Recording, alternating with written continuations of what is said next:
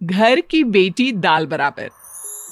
Anya dance करने में उस्ताद। एक स्टेप जो वो देख लेती तो हूबहू उसे उतार देती।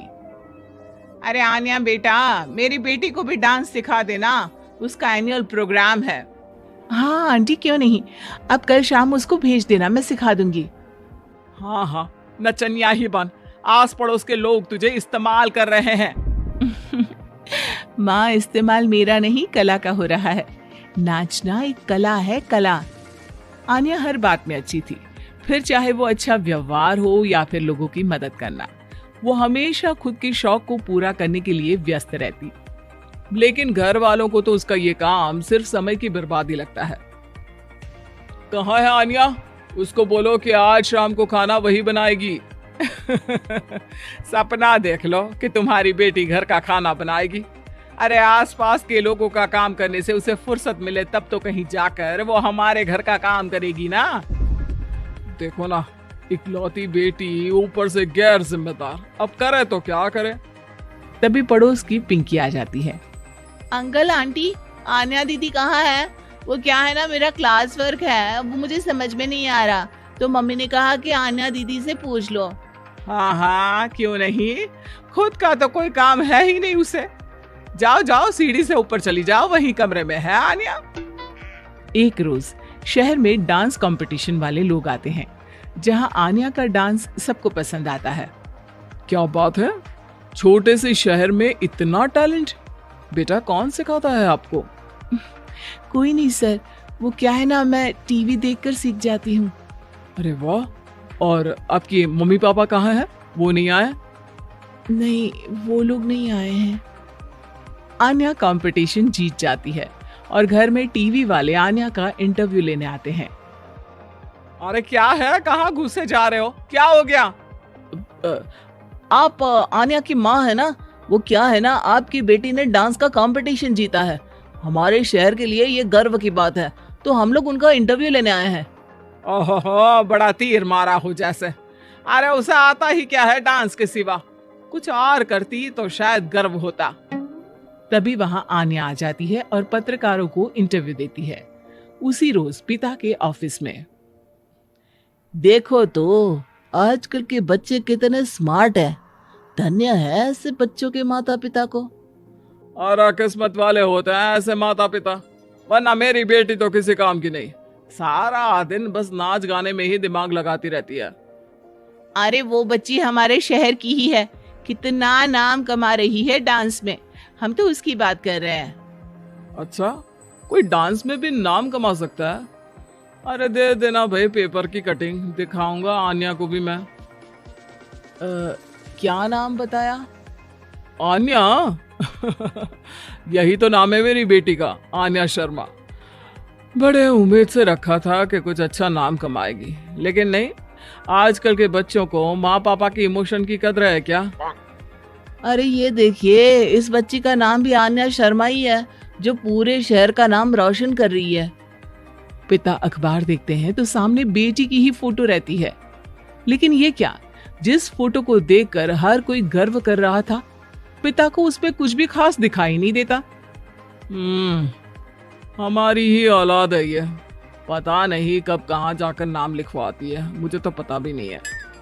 अरे शर्मा जी, जरा मिलवा दीजिए ना अपनी बच्ची से, मैं अपनी बेटी को भी ऐसा ही बनाना चाहती हूँ, मेरी बेटी को कुछ टिप्स दे देगी करियर को लेकर। अच्छा, ये दिन आ गया आपकी बेटी के, ले आइए कभी भी, लेकिन बाद में अफसोस ना करिएगा। सभी को आन्या के पिता की बात पर हैरानी होती है कि इतनी टैलेंटेड लड़की के माता पिता आखिर उससे चाहते क्या है। पिता घर आते हैं और माँ से कहते हैं, पता है तुम्हारी लड़की क्या कर रही है, या फिर ऐसे ही व्यस्त रहोगी हमेशा? अरे पता है मुझे, पर आपको कैसे पता चला? अरे कुछ पत्रकार आए थे, पता नहीं कहाँ कौन सा कंपटीशन जीत कर आई है, नजर रखा करो उस पर। तभी वहां पड़ोसन आ जाती है, जो पति पत्नी दोनों ही डॉक्टर होते हैं। नमस्ते भाभी, बधाई हो आपको आन्या की कामयाबी की। भाई भगवान बेटी दे तो ऐसी, कहाँ है वो? सच में आपको ऐसा लगता है कि भगवान ऐसी बेटी दे?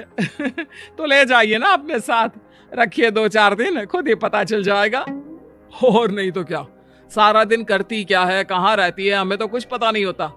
ना बताती है ना पूछती है। खैर देखिए, वो वक्त अब गया जब माता पिता बनकर बच्चों की परवरिश की जाती थी। अब तो बच्चों को साथ बिठाकर बात करना जरूरी है। वो क्या कहते हैं, बच्चे के दोस्त बने।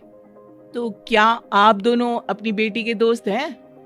हाँ, बस अब यही बाकी रह गया था। खैर बताइए, क्या काम है आपको? वो क्या है ना, मैं और मेरे पति दोनों को ही इमरजेंसी कॉल आ गई है अस्पताल से। मेरी बेटी आन्या की अच्छी दोस्त है, तो मैं क्या उसे आन्या के पास छोड़ दूं अगर वो फ्री है तो? माँ कुछ बोलती उतने में ही आन्या आ जाती है। वाह आंटी, क्यों नहीं, मैं फ्री ही हूँ, आप निश्चिंत रहिए, मैं उसका पूरा ख्याल रखूंगी। थैंक्स बेटा। वो अपनी बेटी उनके घर छोड़ जाती है, जो आन्या की उम्र की ही होती है। ये क्या मजाक है आन्या? हम लोगों को सोना भी होता है और हर घर का अपना कायदा होता है। मुझे बिल्कुल पसंद नहीं है कि तुम किसी को भी घर में घुसा लो। धीरे बोलिए पापा, कैसी बात कर रहे हैं? अंकल आंटी डॉक्टर है, पता है ना डॉक्टर का फर्ज क्या होता है। अगर वो किसी की जिंदगी बचा रहे हैं तो क्या हमारा फर्ज नहीं बनता कि हम भी उनकी किसी न किसी तरह से मदद करें? आपको तो पता है घर पर अकेले रहना कितना अनसेफ है। हाँ, तो दुनिया को सेफ करने का जिम्मा तू नहीं ले रखा है? अरे बहुत महंगे अस्पताल के डॉक्टर हैं वो लोग, खूब पैसा मिलता होगा, लेकिन ये नहीं कि मेड रख ले। क्या कहती आन्या, कैसे माँ पिता को समझाती कि किसी की मदद करना कोई बुरी बात नहीं है। खैर कुछ महीनों बाद आधी रात को माँ जोर जोर से चिल्लाकर आन्या के कमरे में जाती है। बेटा बेटा आन्या, पापा के सीने में दर्द हो रहा है, बेटा कुछ कर। हाँ माँ, मैं डॉक्टर को फोन करती हूँ। आन्या डॉक्टर को फोन करती है, लेकिन माँ डॉक्टर को तो आने में काफी वक्त लग जाएगा, मैं पिंकी के पापा को बुला लाऊं? अरे वो नहीं आएंगे बेटा, वो लोग बहुत बड़े डॉक्टर हैं और हम लोगों के पास इतने पैसे भी नहीं है। माँ मैंने डांस कंपटीशन में जो पैसे जीते थे वो है मेरे पास, आप चिंता न करें, बस पापा का इलाज करवा ले।